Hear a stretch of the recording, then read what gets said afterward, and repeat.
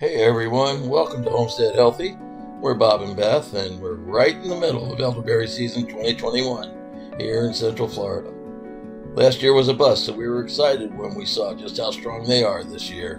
If you're not familiar with elderberries, I need to tell you they can be highly toxic. You never eat the leaves, the stems, the branches, any part of the plant except for the berries, and only the berries that are black, very dark purple, plump, and ripe. Brown, no good. They're gone to seed. Then you look at the green, absolutely no good. Get them out of your pot and don't eat them. What you're looking for is right there in the middle. What you want to find are those dark purple, black, ripe, plump, fruity ones right in the middle there. That's what you want to aim for, and that's the only ones you want to pick. You really don't need much more than a bucket and a good pair of scissors. You can use clippers if you want, but they come off real easy. They're very far at the end. They're just the last bit of the plant itself, so there's no problem snipping them and putting them right in the bucket. Now, what are we looking for? How do we identify it? Well, first you want to look for that nice, flat, almost plate-like looking white flower with nice little individual tiny flowers within it. You can see here it's a very flat, not umbrella-shaped. Umbrella-shaped is a hemlock shrub, and you want to stay away from that. Look for the white, and of course, along with the white, you're going to find lots and lots of these black berries. Here's a couple of examples of just the red and the green. As you can see, they're not ripe. Get them out of there. What you're looking for is coming up right here. This is what you really want to get. You want to get the plump, dark, almost blueberry looking, only very tiny, plump, ripe berries.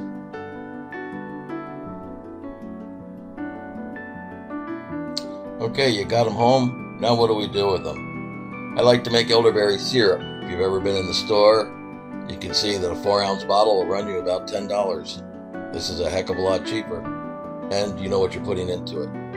A day picking like that of 20 minutes brought me 4 cups. With those 4 cups of berries, I washed them, cleaned them up, got all the green out, and I add them to a pot. Along with the 4 cups, I want to make sure I got a decent amount of water. The idea is to let it simmer down so that you've got a good syrup consistency. So I'm going to add about 3.5 cups of water to it. Now, along with the water, I'm going to put some flavoring. I add to the elderberries a stick of cinnamon, 6 cloves, a half a teaspoon of vanilla,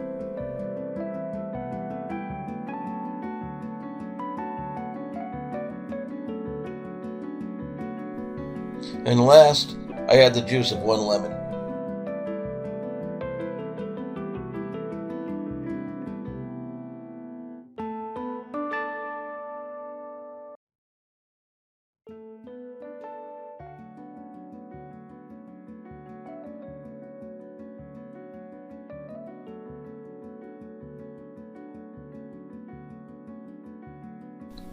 The lemon helps build the acidity of the elderberry syrup.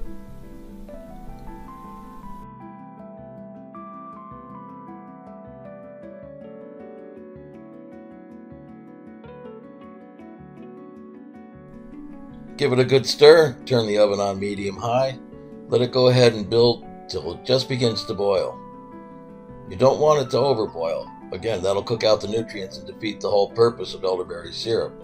It's good for the colds and the flu. Once it reaches that boil, turn it down, get it to a nice little simmer.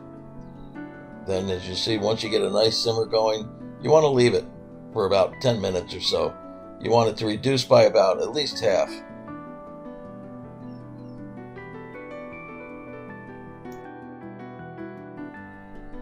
Have a fine mesh strainer, and of course a good either cheesecloth, or I use a nice bar towel, and be ready to strain it. Once it comes off the burners, let it cool for a couple of minutes. Then go ahead and get ready to pour it and strain it out.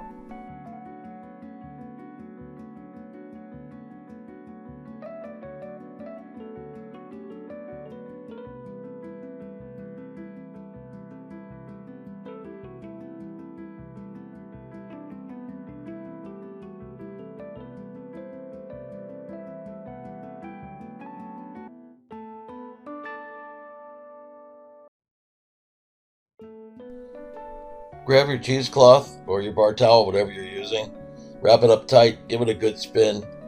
Try and squeeze out as much of that juice as you can. Remember, it's still going to be pretty warm, so just be careful when you're doing it. Even after I strain it and squeeze it as much as I can, I'll go ahead and put it in a separate dish, squeeze it some more. You always come up with a little bit extra.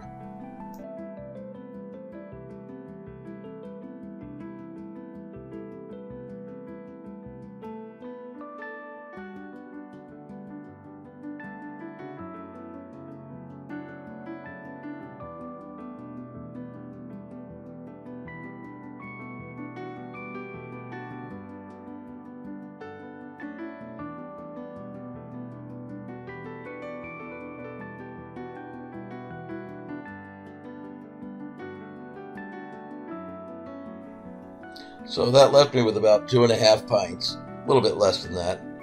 So got out my pint containers, made sure they were sterilized. Those are the ones I'm going to can. I'm not adding any sweetener or anything to it yet, and I'll explain that in a moment. Those, I take the syrup just as it is. Go ahead and put the lids on.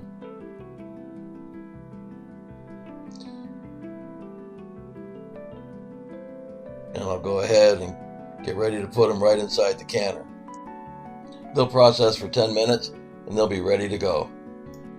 Honey deteriorates in high heat, so the enzymes, the nutrients, everything would be lost, and it could be dangerous for you. So don't add the honey at this point. Once you've opened a jar, just add it individually to each serving as you need it. If you do the whole process without the water bath and canning it, you can just take them, put them in the jars. I usually add a cup of honey to 2 cups of syrup and keep it in the refrigerator. It won't last as long as it preserved on the shelf, but you have it, it's ready, and it's already sweetened. So the choice is yours. So we hope this has enlightened you to the world of elderberries. Thanks for watching. Please subscribe, and please always pass on and give us a thumbs up. Take care, and we'll see you in our next video.